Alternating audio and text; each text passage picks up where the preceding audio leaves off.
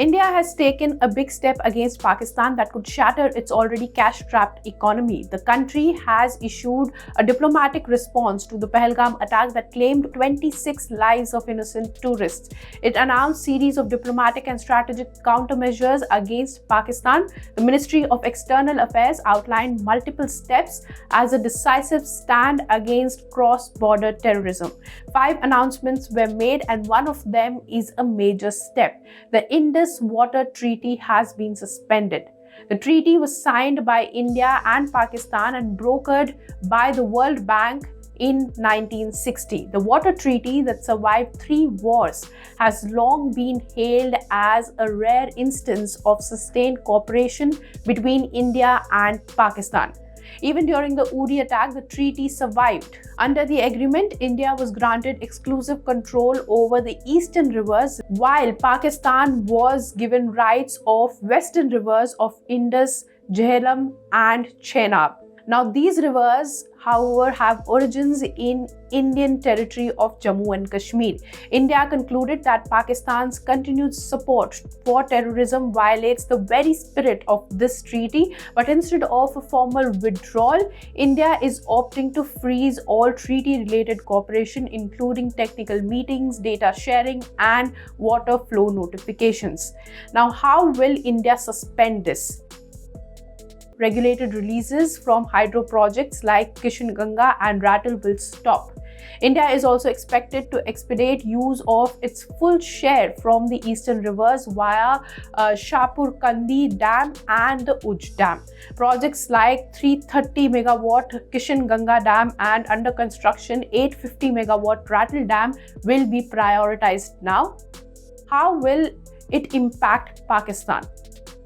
India is also likely to suspend water data sharing with Islamabad. That includes halting the exchange of real-time flow data and blocking future inspection of Indian hydro facilities by Pakistani officials. So this water flow disruption will impact Pakistan's agricultural sector. Roughly 80% of its irrigated land depends on the Indus system, so it will reduce yields of key crops. There will be a stress on groundwater as farmers will now turn to that, and the hydropower output, which supplies 30% of electricity, may decline. So economically there is pressure because reduced yields will impact rural employment in Pakistan and increase urban migration. Major exports of agricultural goods like basmati rice and textiles will shrink, hitting Pakistan's foreign reserves. There will be water disputes among provinces and crop shift too. But can India unilaterally suspend this treaty?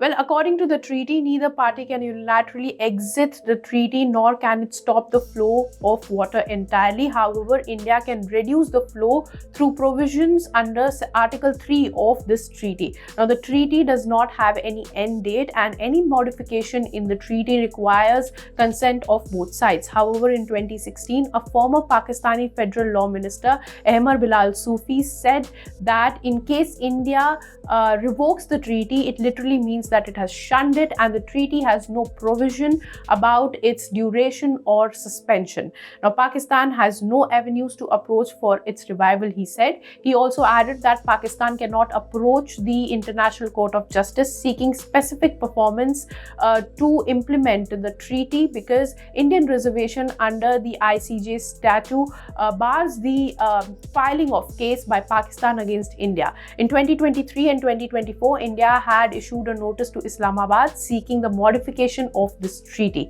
India also made 4 other announcements impacting Pakistan. One, the closure of Wagah border, and those Pakistani nationals who cross the border with valid papers must return back to Pakistan before May 1st, 2025. Second, it has restricted SAARC visa exemption scheme for Pakistan, and all those who are already in the country with this visa have been given 48 hours to leave.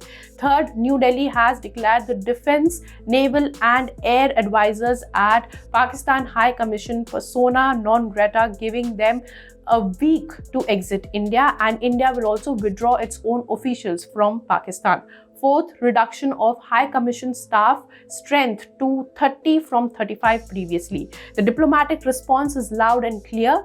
A military response is awaited. Defense Minister Rajnath Singh vowed to fight back. He said, and I quote, "We will not only reach out to those who perpetrated this incident, we will reach out to those who are sitting behind the scenes and have conspired to carry out such nefarious acts on the soil of India. The accused will soon hear a loud and clear response," he said. For more such news and views, keep watching ET Now. If you like this video, then like, share and subscribe to ET Now.